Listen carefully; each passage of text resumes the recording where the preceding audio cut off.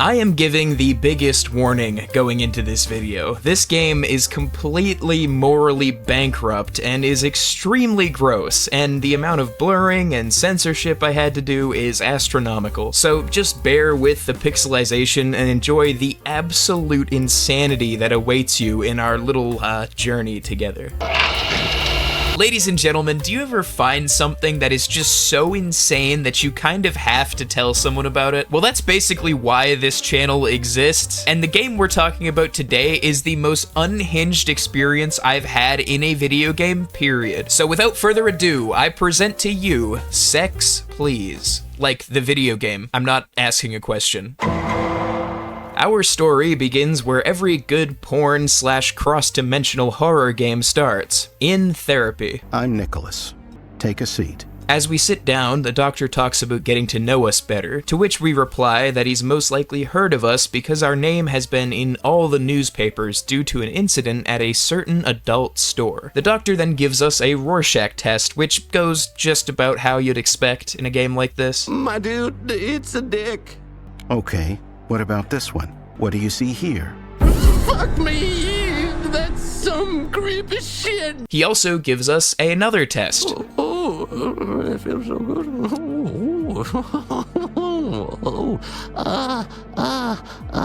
Yeah, this is your final warning, because it's about to go off the fucking rails. Anyway, at this point, the doc says, I think we've run enough tests. and our mind is teleported back into the store through what I assume is some therapeutic exercise. Damon, that's our character's name, acknowledges that he's been here before and that it didn't end well the last time. Then, this just kind of happens. They got me, died me, then sent to the institution, but I just wanted to jerk off, make with a doll and holy fusion. Yeah, this game is also a musical, because why the fuck would it not be? I know it's insane, okay? I know it is. And I can't do anything about it, and it's only gonna get worse from here. Now, I can't show you any of the animations in this song because there's just like tons of adult toys in the background, but what I can tell you is that it's kind of well made, like disturbingly high quality, which is a bit of a trend with this game, just being way higher quality than it has any right to be. God has blessed me with unfailing Johnson. Anyway, after a surprisingly good musical number, we are left to explore the store. There are multiple things to inspect and even more to interact with.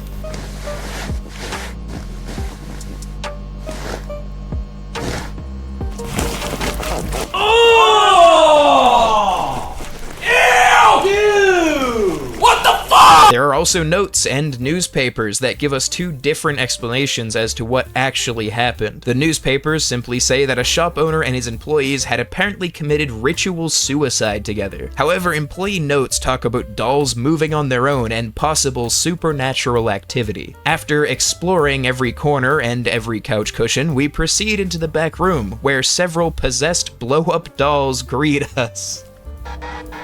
There is a door in this room marked employees only with a code lock. Luckily, someone left a very noticeable piece of paper under the doormat with the code to the lock. We unlock it, the doorway fades, and we are greeted by a fleshy looking hallway. When we enter it, the atmosphere changes dramatically. The visuals become dark and distorted, as does the sound. Turning around, we see the store has been replaced by more flesh-like hallways. In the first area, there is a gate with a mouth, because of course there is. There's a strange figurine, which I weirdly feel like I recognize, and a Rorschach ink blot. There are also two pulsing tubes on either side of the mouth gate that lead down two other hallways, and we follow one. We pass a demon behind a cage who is indisposed, and we come to a small room where the tube runs into the base of an alien-looking pedestal. Now, this is where any immersion that we're feeling ends, because we are again reminded of the game we're playing. I didn't mention it before, but if you look down at any point, you can grab hold of and charge your cannon. I'm just gonna say it that way, you get the point. And yes, you can shoot your cannon 3 times per charge, actually. And I hate how quickly I knew what I was supposed to do, but I almost instantly fired into the pedestal, which of course worked. Oh, and while we're on the topic of bodily functions as game mechanics, there is a certain button in this game that, when pressed, makes your character make this sound Yeah, there's literally no reason for this in this demo, because it is a demo, by the way, but you can take a very visible and large dump on command, and it's the worst thing I've seen in my life. Moving on. After replenishing the demonic bird bath, we follow the other tube and pass by a door code. We also see this thing.